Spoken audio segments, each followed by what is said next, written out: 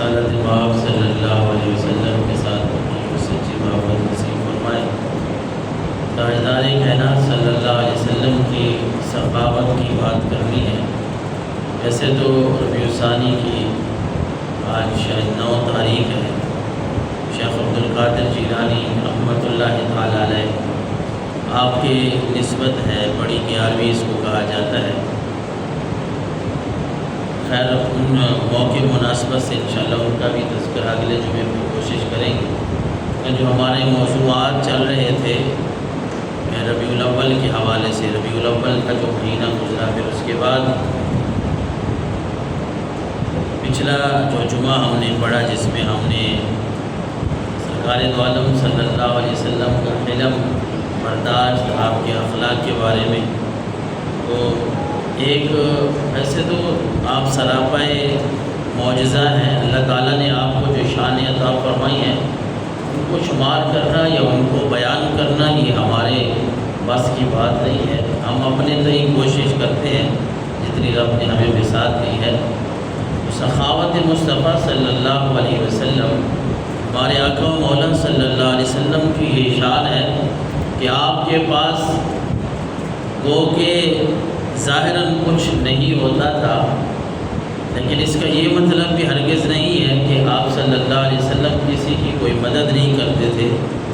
بلکہ آپ کو اللہ تبارک و تعالیٰ کی طرف سے یہ حکم تھا وَأَمَّا السَّائِلَ فَلَا تَنْهَرْ، اے نبی دنیا ساری چھڑک سکتی ہے سائلین کو، سوال کرنے والوں کو، کوئی کسی سے مانگے لوگ اس کو انکار کر سکتے ہیں، جواب دے سکتے ہیں، ہمارے پاس کچھ نہیں ہے۔ ظاہر ہے اس میں کوئی حرج بھی نہیں ہے کہ ایک آدمی آپ سے سوال کرے، کوئی چیز مانگتا ہے اور آپ کے پاس وہ چیز نہیں ہے، تو انسانی فطرت ہے، بندہ معذرت کرتا ہے کہ میرے پاس یہ چیز جو آپ مانگ رہے ہیں، سوال کر رہے ہیں، یہ نہیں ہے۔ لیکن سرکار دو عالم صلی اللہ علیہ وسلم کی شان ہی نرالی ہے نا۔ رب نے فرمایا اے نبی آپ کے پاس جو آئے گا نا، آپ کے پاس جو بندہ آئے گا کچھ مانگنے کے لیے، تو آپ نے اس کو نہ نہیں کرنی، نہیں کرنی، کسی سائل کو جھڑکنا نہیں ہے، بلکہ جو بھی آپ کے در پہ آتا ہے نا وہ دنیا کو دیکھ کے ہی آتا ہے۔ اسے پتہ ہے کہ ساری دنیا مجھے دھتکار سکتی ہے، ہر کوئی مجھے انکار کر سکتا ہے، لیکن جس در پہ جانے لگتا ہوں یہ انکار کرنے والا در نہیں ہے۔ جب وہاں جاؤں گا کچھ مانگوں گا، میں کچھ مانگوں گا، انہوں نے بہت کچھ دے دینا ہے۔ اس لیے سرکار دو عالم صلی اللہ علیہ وسلم کی کچھ ایسی خصوصیات ہیں کہ جو آپ پڑھ کے سن کے بندہ حیران ہوتا ہے۔ جس طرح چہرہ اقدس کی ہم نے بات کی تھی ایک جمعہ میں، آپ صلی اللہ علیہ وسلم کے چہرہ انور کا میں نے یہ تذکرہ آپ کو سنایا تھا کہ ویسے ہوتا یہ ہے عمومی طور پہ کہ بندہ بھوکا ہو نا،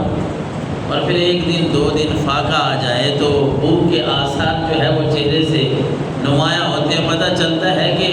یہ مرجھایا ہوا چہرہ ہے۔ کوئی ہمیں کہہ بھی دیتا ہے کہ کیا بات ہے آج کل کچھ کھا نہیں رہے۔ بندہ بیمار ہو جائے پھر بھی پتہ چلتا ہے کچھ دنوں بعد،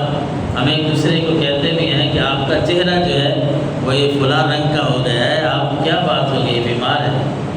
اسی طرح بندہ بوڑھا ہو جائے تو بڑھاپے کی وجہ سے عمر کے ساتھ ساتھ چہرے میں تغیر اور تبدل آ جاتا ہے، جھریاں بھی پڑ جاتی ہیں۔ دور سے بندہ دیکھتا ہے دوست احباب جو کئی سال نہیں ملتے، پھر وہ کہہ بھی رہے ہوتے ہیں اب تو آپ بوڑھے ہو چکے ہیں،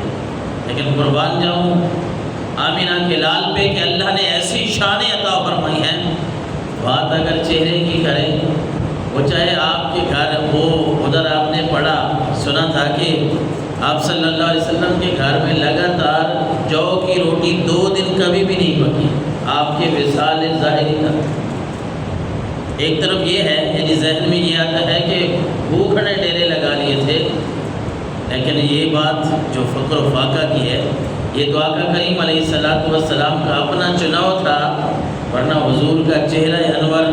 چاہے آپ کو بھوک لگی بھی ہو پھر بھی تر و تازہ نظر آتا تھا۔ اور ہمارے آقا و مولا صلی اللہ علیہ وسلم چاہے آپ کو ظاہراً علی حالت میں زندگی گزار رہے ہیں، لیکن پھر بھی آپ کا چہرہ جو ہے وہ بیماری کے عالم میں بھی تر و تازہ ہی نظر آتا ہے۔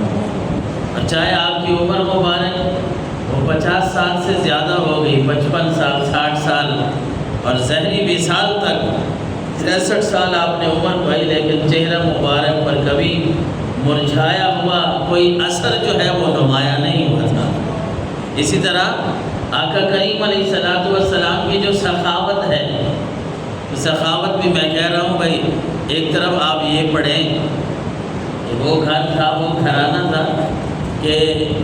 2 دن جو ہے وہ لگاتار، اس سے حدیث میں یہ بات آتی ہے کہ 2 دن لگاتار جو ہے جس گھر میں جو کی روٹی نہ پکتی ہو، تو جو تنقید والے لوگ ہیں وہ تو کہتے ہیں پھر وہ لوگوں کو کیا دیتے ہیں، لیکن قرآن کہہ رہا ہے، نبی کا فرمان کہہ رہا ہے، صحابہ کرام فرما رہے ہیں کہ جب حضور کے پاس کوئی آتا تھا تو آپ خالی ہاتھ کبھی بھی اس کو نہیں موڑتے تھے، بلکہ اتنا دیتے تھے کہ پھر کہیں جانے کی اس کی گنجائش رہتی ہی نہیں تھی، اتنا پتہ فرما دیتے تھے۔